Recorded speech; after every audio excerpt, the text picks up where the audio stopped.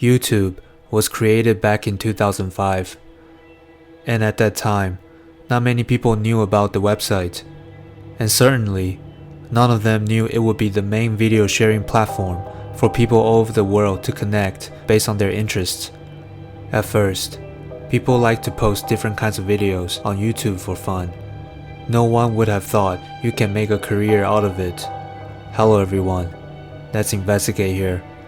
Today, we will be talking about an early YouTuber who started with the passion to produce videos to bring smiles on people's faces. But slowly, this once optimistic young man had turned dark and later would murder 3 people and end his own life. So what happened to Randy Stair? Why did he decide to kill 3 people before taking his own life? Let's go ahead and get into today's story. Randy was born on September 17, 1992, in Dallas, Pennsylvania. Dallas is a fairly small town, with a population of fewer than 3,000 people. Randy has a younger brother, Jeremy, and both of them love football. The entire family is a huge fan of the Dallas Cowboys. Besides football, Randy and Jeremy also love video games, and just like any other kids, they are obsessed with cartoons as well. Randy was extremely shy and did not like to socialize with other people, so he was often the quiet kid in the classroom. On the first day of school, Randy would not let his mom leave after dropping him off, simply because he felt unsafe and nervous if his mom disappears from his sight. He cried for about an hour before calming down. In grade 3, Randy met a girl named Kelly, and they became good friends, and Randy was more outgoing afterward. But the weird thing is, they never hang out after school. Later on, Randy became good friends with Matthew. They were always together, watching movies and playing with the camera to record some of their skits. And because of this, Randy became interested in making videos. Randy wanted to major in web design and coding, but quickly became bored of it after attending one class. After a few months, Randy's grandfather passed away at the age of 77 due to cancer, and this was the first time he experienced someone he loved passed away. His grandfather loved him very much, and this event hurt Randy, and he reverted to the shy kid and again tried to avoid any kind of social events. This was when he started to spend more time in his room, watching cartoons and playing games. In 2006, Randy went on a ski trip with his family, and just for fun, he filmed a short clip and uploaded it to YouTube. YouTube was established only less than a year ago, so there weren't too many YouTubers making videos. Randy's first video received a decent amount of views, and this accomplishment made him decided that he would want to make more videos and upload them onto YouTube. His first channel focused mainly on cartoons and movies, where he would edit the clips and do voiceovers. But quickly, the channel was shut down due to copyright issues. But he didn't give up there. In 2008, Randy started his second channel, Pioneer Productions. But still, there weren't too many views. He then added different fictional characters to his skits and would interact with these characters. This was when his channel started to have some recognition. Randy completely fell in love with making videos. Therefore, he did not put too much time and effort into school. After graduating high school, he attended a few classes in the community college before dropping out. In 2010, Randy started a job at the local supermarket, Wise Market, where his dad was the store manager. His dad realized that Randy needs a proper job. He can't be staying in his room all day making videos. In 2011, after countless hours of making videos, Randy was officially a YouTube partner, where he would receive advertisement revenue. Hey everybody, my lifelong dream for YouTube has come true. I am officially a YouTube partner, and that is fantastic. This doesn't mean that Randy can finally make YouTube his full-time job. He still needs to capture more audience and more views to generate enough income to fend for himself. At the same time, Randy was addicted to a cartoon named Danny Phantom, where a teenage boy, after an accident with an unpredictable portal between the human world and the ghost zone, becomes a human-ghost hybrid and takes on the task of saving his town. He was so fascinated by the cartoon and fell in love with the character Amber McLean. Just around the same time, Jeremy's friend, Tom, passed away in a car accident. Tom and Randy both attended a class together, so they knew each other. And just a couple months later, Randy's childhood friend, Matthew, also passed away in a car accident. These two sudden deaths were a heavy blow to Randy. He even wrote in his diary, "Tom's death had destroyed my life, and Matthew's death had ended my life." He started to think about what is after life. Where do we go after we die? Unfortunately, Randy got into a car accident later on, but it wasn't anything major. But ever since, he became gyroscopophobic, meaning fear of getting old. He started to think that life is boring and everyone will die eventually. What is the meaning of life? In 2014, Randy's obsession with Amber McLean rose to another level. He started to learn animation and created several characters based on Amber. He named the group Amber Ghost Squad, and he even registered another Twitter account and YouTube account for it. As you can see, his work is not bad. If he would have kept on going, he might be a famous animation YouTuber today. Randy was spending a lot of time creating content for the Amber Ghost Squad, to the point where he thought he would become one of the squad members after he died. And it is when he started to think about ending his life early, to join the Amber Ghost Squad. In 2016, Randy uploaded this video.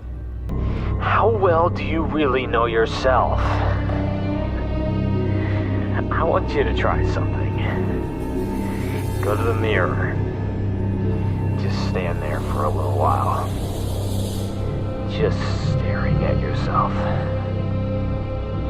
Do you recognize that person staring back at you? You might think you do, but I can guarantee you that more likely than not, you do truly not understand that person staring back at you. As you can see, Randy was not well. He's got some mental issues and can't differentiate between reality and fantasy. He thought even though he is a guy, but his soul is a girl. He had developed gender identity disorder. He will often wear his mom's clothes when no one's at home. Spiritually, I'm a woman. I'm a female soul. But I had to live in a man's body to do what I set out to do. That was my soul contract. That was what I was meant to do.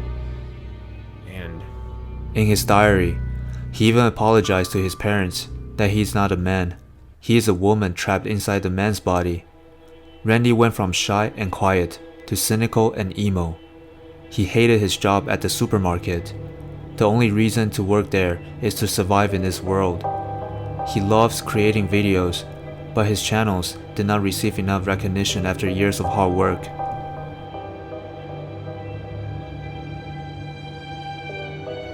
In 1999, there was a brutal school shooting, Columbine School Massacre, where the two perpetrators shot and killed 15 people and injured 24 people. After committing the massacre, the two shooters, Eric and Dylan, shot themselves. Randy thought he had a special connection with Eric's soul, and that oftentimes he would hear Eric's voice in his head. This would mark the start of Randy's path to darkness. In April 2017, Randy purchased 2 shotguns and uploaded a video of him practicing with the shotguns. In the video, he was wearing the same t-shirt that Eric was wearing when he committed the massacre. By this time, we can tell Randy is not well. He was pretty much showing his admiration for the Columbine School Massacre. In his diary, he wrote, "I am from a community of the Squad of the Ghost, and 2017 was my time to go back to them, where my true home is. I am not mentally ill, nor schizophrenic or insane. I am just me." He even wrote that he left so many clues gave so many alerts to the people around him, but no one seems to care. No one realized that he was planning on something brutal. On May 18th, 2017, Randy tweeted this. He was already hinting something bad is about to happen. He registered Twitter accounts for each and everyone in the Ember Ghost Squad. And these are the tweets that he sends out before June 7th. Randy referred to himself as Andrew when communicating with his audience. Back in April 2017, Randy uploaded this video where he would toss the coin to decide if he would commit the massacre at home or at work. Okay, so here's the deal. Got a 1983 quarter right here. You believe in fate? Here's the fate test. I'm gonna flip this 3 times, or the best out of 3 rather, and if it's heads, I'll do it here. If it's tails, supermarket. Here we go.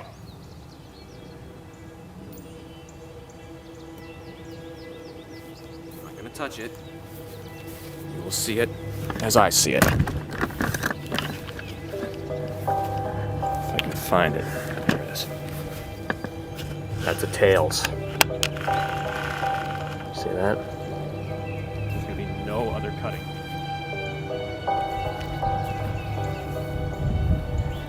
One flip.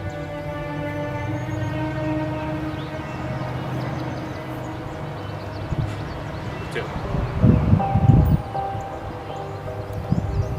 Looking at it. You as I will see it for the first time.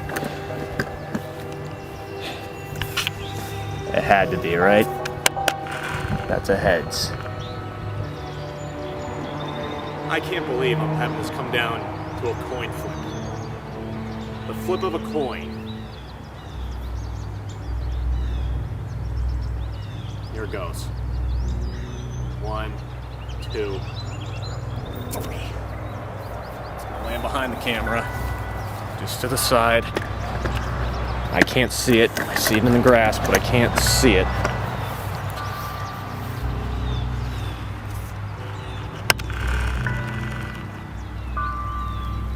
Tails. That is a tails, folks. Tails. On June 7th, 2017, Randy videotaped the supermarket before it opened. He had been working here for the past 7 years, and he will commit a massacre on the next day. Around midnight of June 8th, 4 other employees were working the night shifts with Randy. After they closed down the supermarket and were restocking the shelves and cleaning, Randy sneaked out from the back door to his car to take the shotgun and change his clothes to a dress, and put on black lipsticks, almost mimicking the appearance of Amber McLean. Before heading into the supermarket, he tweeted for the very last time. After he finished tweeting, he then blocked all the doors with heavy boxes and locked the doors. So now he and the other 4 workers are locked inside the supermarket. Victoria Braun, Brian Hayes, Terry Sterling, and Kristen are the other 4 workers. Randy walked to Victoria and shot her in the chest. Victoria was only 25 years old. Kristen was just on the next aisle and witnessed all this. She didn't know how to react. Randy stared at Kristen for 10 seconds before she started to run away from him. Surprisingly, Randy did not chase after Kristen. Brian heard the noise and came over to see what was going on, and Randy shot him 3 times in the chest, back, and arms. Lastly, Randy shot Terry in the back while he was trying to run away from him. Kristen ran towards the back office and locked the door and phoned 911. Randy did not go after Kristen. He then took his angers out on all the products on the shelves by shooting at them. Before the police arrived, Randy shot himself in the head. The police searched Randy's house and discovered a lot of clues, and he actually expressed his motives numerous times, but no one around him took him seriously.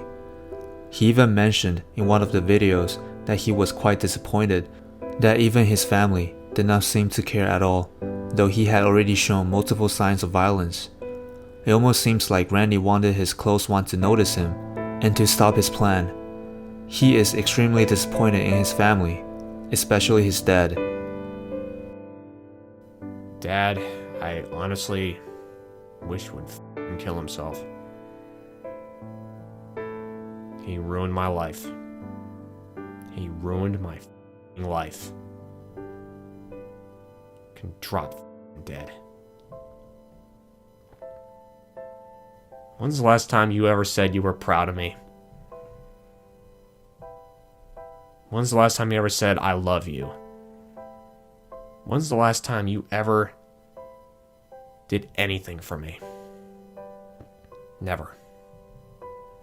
We can see how Randy's mental state had deteriorated throughout time. I think it is because he put so much time and effort into something he loved, but in the end, he didn't gain any recognition and support from his family. He didn't feel accomplished, and slowly, he lost his motivation and couldn't see the meaning of life.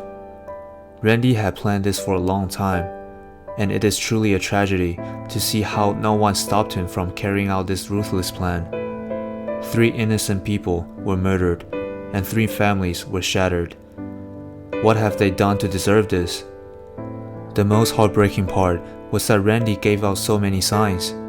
If his family and friends had just paid a little more attention to him, they would have known something was wrong with him and provide their support in time to stop this tragedy. If you notice something was off about the people around you, please don't hesitate to care for them and give them your support. Maybe your action would save their life, or even more people's life.